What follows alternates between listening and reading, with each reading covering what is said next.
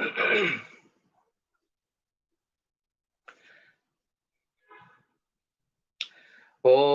Namo Bhagavate Vasudevaya.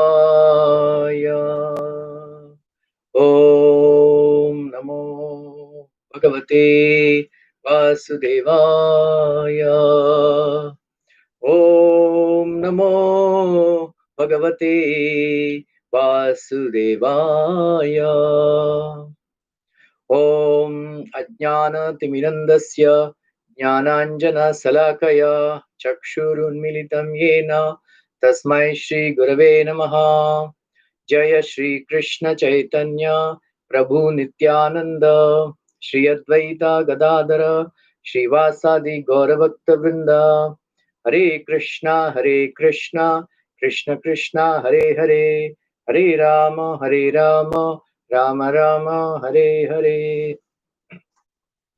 So, continuing with our Bhagavad Gita sessions, Bhagavad Gita as it is, chapter 1, text number 4. Atra Sura Maheshwasa Bhimarjuna Samayudhi Yuyudhano Viratascha Drupadascha Maharataha. Translation.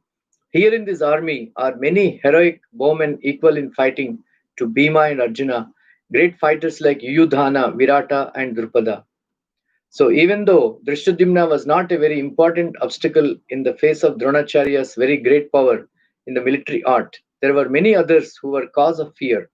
They are mentioned by Duryodhana as great stumbling blocks on the path of victory, because each and every one of them was as formidable as Bhima and Arjuna. He knew the strength of Bhima and Arjuna, and thus he compared the others with them. So this is the Srila Prabhupada's purport. So, Samayudhi, like Bhima and Arjuna, there are many like that.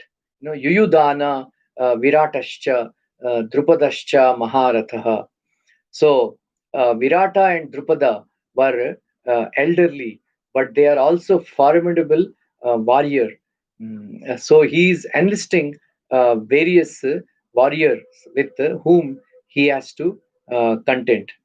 So, first, army is arranged formidably, and in this formidable army, there are many formidable warriors, so that makes things even more difficult. So, Duryodhana is describing what he is saying on the opponent side. So second verse, it is described how he has approached Dronacharya. Third verse described how Drishtadyumna has arranged armies expertly, formidably, dhimata. And now, after giving general assessment of the third verse, he is making a specific statement about different warriors. So, in Mahabharata, it is mentioned that the first one to fight, is Kshatriya kings. Not unlike Prabhupada says, unlike nowadays in modern warfare, the president sits in a very comfortable AC office and only orders to push the buttons, and then common soldiers, they go on the battlefield, they lay down their lives. uh, but in previous ages, they are called dharma yuddha. Dharma yuddha means they were wars are fought according to religious principles given in Mahabharata and Ramayana and Vedas. So it is very important. If the in the entire battlefield of Kurukshetra, there are millions of soldiers have been killed, but not even one innocent citizen was killed who was not fighting in the battlefield. Unlike in the Second World War, America, very hard-hearted and cruel. They are heartlessly put atom bombs on people who are very innocent, who are sleeping, who are not fighting in the battlefield. So it is very, very cruel of them. So the wars that they fight nowadays, they are not religious wars, because they don't follow any religious principles. Uh, that is why Srila Prabhupada says the first qualification for a ruler should be he should be able to fight. Not that some Sudras who don't know, some old people, like nowadays, some old men are elected to the government. They are so inefficient. But before, the warriors are very brave, and they are the first ones to fight. They would lead the battlefield. He's the first one to receive the arrow, like that. So here, Atrasura, here, there are different heroes. Maheshwasa, they are extremely powerful. They are bow fighters. In Kurukshetra war, bows and arrows were the primary method of fighting. So even Duryodhana and Bhima, before final war with the maces, they fought on several occasions with bow and arrows. So Maheshwasa, these are great archers. So, javelins, maces, and other weapons were also used, but primarily it was bows and arrows. So, great archers are generic reference to great warriors. So, in this, who actually is a greater warrior? Like Arjuna is considered the Sarvasreshta Dhanurdhar. Why? Because he is a Savyasachi also. He was able to release the arrows with both the hands. So he would release the arrows so fast, like that. It's at the lightning speed. And also there are shastras and there are astras. So astras and kshatras are different in the sense that shastras are usually released by ordinary warriors with these arrows and all that. Astras, they are actually powered with mantras. So whoever remembers those mantras and whoever chants those mantras perfectly, they can have more effect. So Arjuna, he was a perfect brahmachari, he was a perfect tapasvi. So that is why he was very adept in remembering those mantras and chanting those mantras and releasing those mantras. So they are very, that way Arjuna was considered Sarvashreshth Dhanurdhar, like that. So in the same way, um, Karna and Dronacharya, Bhima, so they all had Divyastras, means empowered by the Devatas. So Bhimarjuna Samayudhi. So Yudhi, there are warriors like Bhima and Arjuna. So now Duryodhana knows that the greatest obstacles for him are Bhima and Arjuna, although Yudhishthira is the eldest. So his military might does not match with his two younger brothers. And now, relatively speaking, if you look at the subsequent war that took place, Arjuna fought much more destructively, and Arjuna killed more Maharathas than Bhima. Of course, Bhima killed all 100 Kauravas. So that was the vow he has taken, and other Pandava warrior helped him by not killing other brothers, even if they came in front of them. So Bhima was formidable warrior. Arjuna was most formidable. So he went to heaven and acquired celestial weapons. But in Duryodhana's mind, Bhima is formidable because he is the person who has vowed to kill Duryodhana, and he knows that Bhima is extremely angry and furious, full of wrath, and he has to be overcome. So, of course, Bhima is also elder. So, Bhima Arjuna Samayudhi. So Bhima Arjuna that is why it is like that. So he refers to Bhima and said there are many warriors equal to them.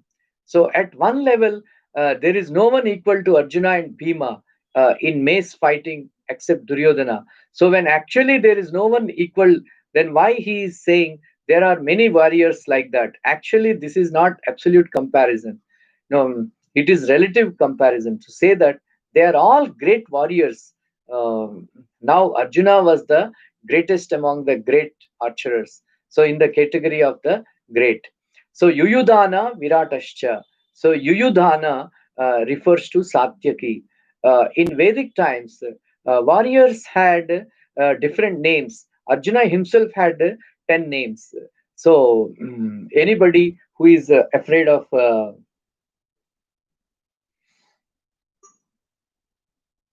anybody who is who is afraid of thunderbolts, one should chant the 10 names of Arjuna.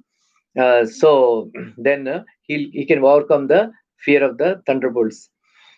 Like that. So Satyaki was one of the formidable warrior. One of the days he checked Duryodhana and almost defeated him, but he did not kill him because he was conscious of Bhima's vow.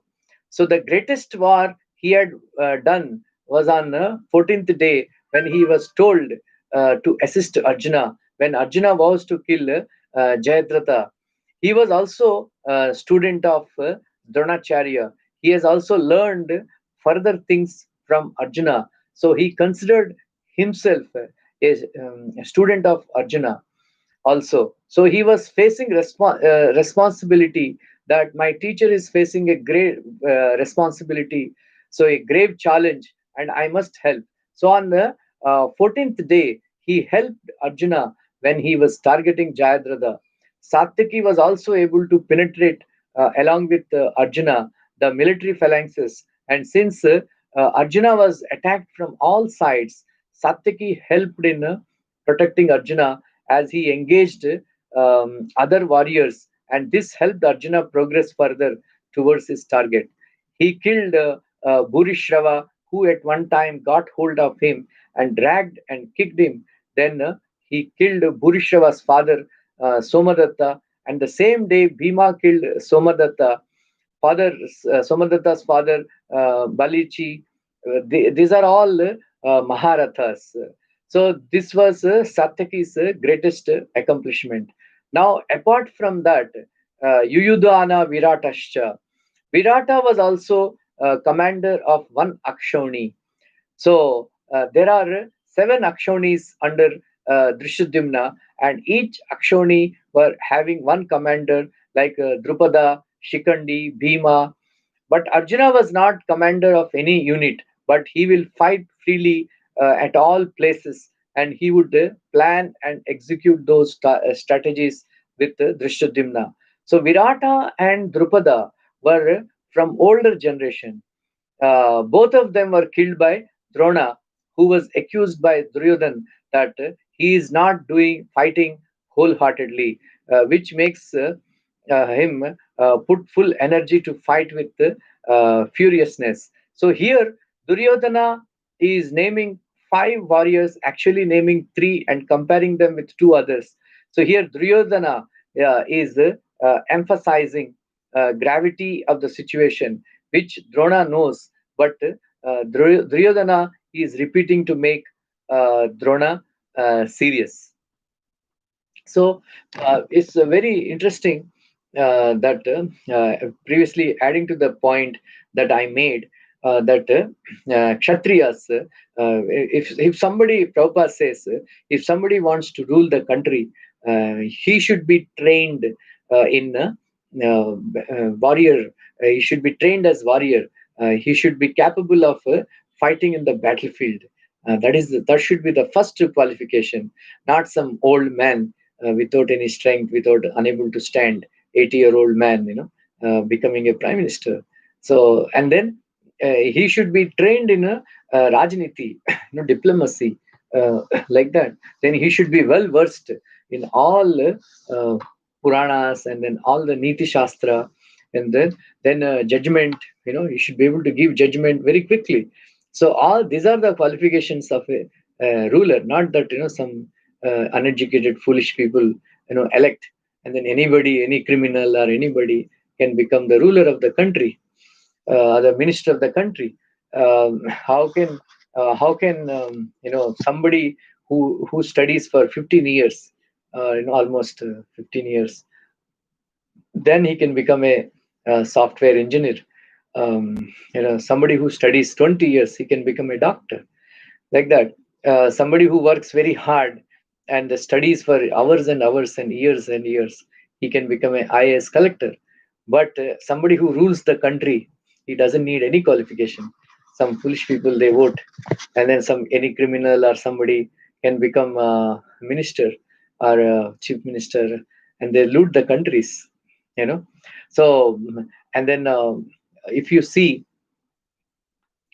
uh, if you see Pakistan, people, I heard some devotees telling me, people in Pakistan are very nice. People in India are very nice. If Indians go to Pakistan, even cricketers also, they tell they are received so warmly and wholeheartedly, and they are very good in hosting people, especially in Lahore and all that. But why India and Pakistan they fight? Because um, you know Prabhupada says people of the countries are very nice, but the rulers are not nice. They are very cruel. So in Pakistan, they even though they don't have so much to eat and they're very poverty stricken, they spend so much money on defense. Even though India has no is never hostile to no plans to attack Pakistan, so they can give up their animosity, concentrate on development. But they won't do it because they have to purchase so much armament, and then all these rulers they get commissions. So like that. So that is why this the rulers should be very honest. So as Prabhupada says, the qualities of a kshatriya and brahmana, first qualification is truthfulness. They should never tell lies. So like this, we see Arjuna acquired all these capabilities by single-minded devotion towards his spiritual master. So by the blessings of his spiritual master, he acquired this title Sarvasreshta Dhanurdhar, like that. In the same way, Bhimsen, he was trained under Balaram, he was trained under Dronacharya in club fighting, and then nobody was equal to him. In the same way, Duryodhana also, he was a very great club fighter. So that is where they say that Bhima, he was physically very strong, and Duryodhana, even though physically not so strong, he's tactically in tactics of using the club. He was very powerful. It is called Chaturyam, Nipunata. So like that, they were all trained warriors. So for so many years and years, they have trained. So that is why Duryodhana, he was very very worried. That's why he was mentioning Bhima and Arjuna, because he knows that they are the greatest obstacles. So thank you very much. Hare Krishna.